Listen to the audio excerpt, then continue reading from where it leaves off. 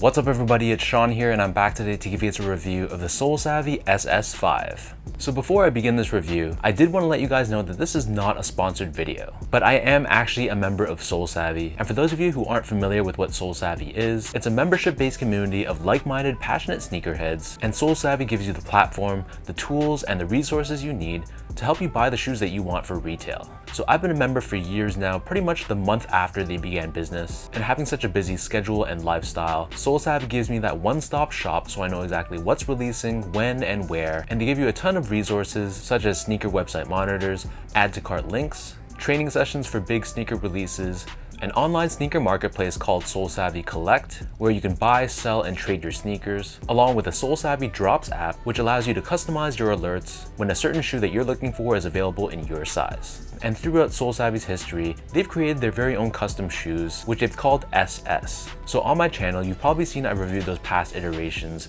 but this one is the latest pair, the SS5, which was available for members earlier this month, and as usual, SoleSavy partnered up with Philadelphia-based studio Garrickson to basically reconstruct this Air Force One from the ground up using donor white-on-white Air Force One soles. So these were sold to members for a price of $225 US or $300 here in Canada. The colorway for this shoe is simply just red. So first things first, here's a quick look at the box. So this comes in a custom box just for this release. It features this flag graphic on the top with the SoleSavy logo, and then on the side of the box we have the size label, the name of the shoe, and the colorway, which completes the look of the packaging. So jumping into the details of this shoe, like I mentioned earlier, this is a bespoke or custom Air Force One, and obviously it's all constructed in this red tone and a mix of suede and nubuck. So on the toe box you can see we have this very buttery, very soft red nubuck, and just like any other Air Force One, we have these perforations found right across. Surrounding the front toe cap, we have this long-haired shaggy suede in red, and this covers the U-throw area of the shoe, as well as covering all the eyelets too. And then you'll see on the very top of the eyelets, we have this extended flap of suede, which kind of gives the shoe a bit more of that DIY deconstructed look. Underneath this, on the mid panel, we have more of that red nubuck, and then overlaid on top of this, we have an oversized red nubuck swoosh. And taking design cues from the SS1 and SS2, the swoosh is split towards the end, and then we also have a smaller mini swoosh in white, which is found within the larger swoosh. Moving downwards towards the heel, we have more of that long-haired shaggy suede, and then on the top of the heel, we have more red nubuck, and then stamped in the center, we have Sole Air on the left foot and Savvy Air on the right foot. Attached to the laces, these come with a metallic silver lace dubré or lace lock with AF1 branding, and then it loops through these laces, which look and feel like a distressed red-colored flat lace. Underneath this, the bottom half of the tongue is constructed out of that red-colored nubuck, and then the top of the tongue is covered in more of that shaggy, long-haired suede.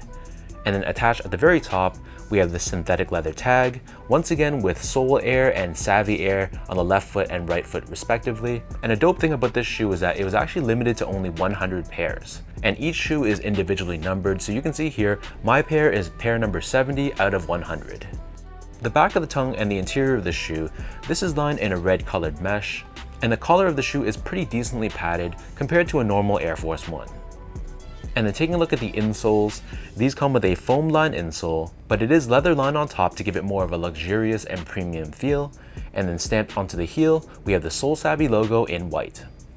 So the upper of these Air Force Ones sits atop this solid rubber cupsole, which is entirely done in white, and encased within this midsole but not visible to the eye, we do have Nike Air technology for cushioning. And then turning this pair over to the bottom, this is your normal Air Force One outsole, and in this case this is all white rubber. We still have the circular pivot points on the forefoot and the heel, along with the Nike logo on the medial edge in the middle. So that breaks down the look and the construction of the SS5, and for those wondering about sizing, my foot measures as a true size 10, slightly on the wider side, and I wear between a 9.5 and a 10 in my Air Force Ones. So I got these in a 9.5, not knowing how they would fit, and I feel like they do fit, but they are a little bit on the snug side. So if you have a narrow or normal width foot, going half size down or your normal Air Force One size should be okay, but if you do have more of a wider foot, I'd probably just recommend sticking true to size. Moving on to the comfort of this pair, so these feel pretty much like any other Air Force One. Because they took the tooling from a white-on-white Air Force One, it's going to feel like a normal store-bought Air Force One, meaning you're going to feel quite elevated, quite clunky, and high off the ground, but there is some level of cushioning with the air unit within the midsole. And I do have to say the upper of the shoe, because they utilize genuine suede and nubuck, it feels very soft and broken in straight out of the box. So you don't have that annoying break-in period that some cheaper Air Force Ones require. This one from day one, it already feels very nice on foot. Last but not least, in terms of the quality and the craftsmanship on this pair, so first off, material quality I was very impressed with. Both the nubucks and the suedes, Garrickson utilized premium materials on the build, and it's such a refreshing change seeing genuine materials used on an Air Force One, unlike the synthetic materials that are often found on the store-bought pairs. And from a build and craftsmanship standpoint, I think it pretty much goes without saying that this pair was pretty much flawless. These are hand-built in Garrickson in Philadelphia, and because these were limited to 100 pairs, it wasn't like a super mass-produced sneaker, so at least for my pair, it was pretty much flawless. The stitch job was pristine, there was no visible glue stains, and my left foot and the right foot, they lined up, matched, and looked consistent. But I guess that's kind of expected given the higher price point on this pair. You are paying quite a hefty amount compared to a retail Air Force One, so I'm glad to see at least they delivered from a quality and build standpoint.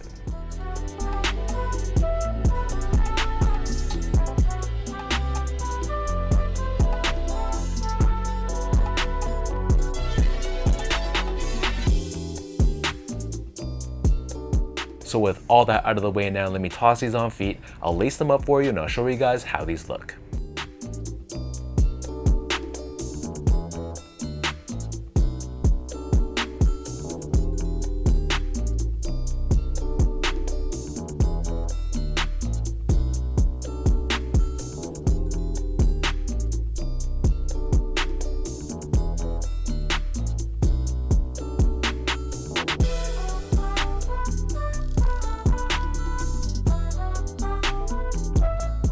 From a colorway perspective, this shoe is pretty basic. It's just a red and white Air Force One at the end of the day, and the devil really is in the details to really appreciate this SS5. I'll be honest, it looks just like a normal Air Force One that's red, but once I got these in hand, I really appreciated the details a lot more. Even little things like the additional padding on the collar and the mesh liner as well, along with the leather-lined insole. It really feels like much more of a premium and elevated take on an Air Force One, with of course SoleSavy's unique touches like on the heel and the tongue, which really makes it their own. But I totally understand the high price point, it could scare some people away, but I believe at the time that I'm filming this video, there's probably only 2 or 3 pairs left out of that 100. So I guess members of SoleSavy have spoken, and at least internally, this was a hit. So let me know in the comment section down below, what do you guys think about this SS5 by SoleSavy and Garrickson Studios? Is this a pair you think you would rock? Is this whole red Air Force One look kind of outdated? How do you feel about the look and the design? Let me know in the comment section down below. If you guys like this video, be sure to like, comment, and subscribe to my channel if you haven't yet. You can follow me on Instagram at sgo8, follow my Twitter account at sean.go, and visit my website at seango.ca. So thank you everyone for watching, appreciate the continued love and support, and I'll catch you guys all in the next review.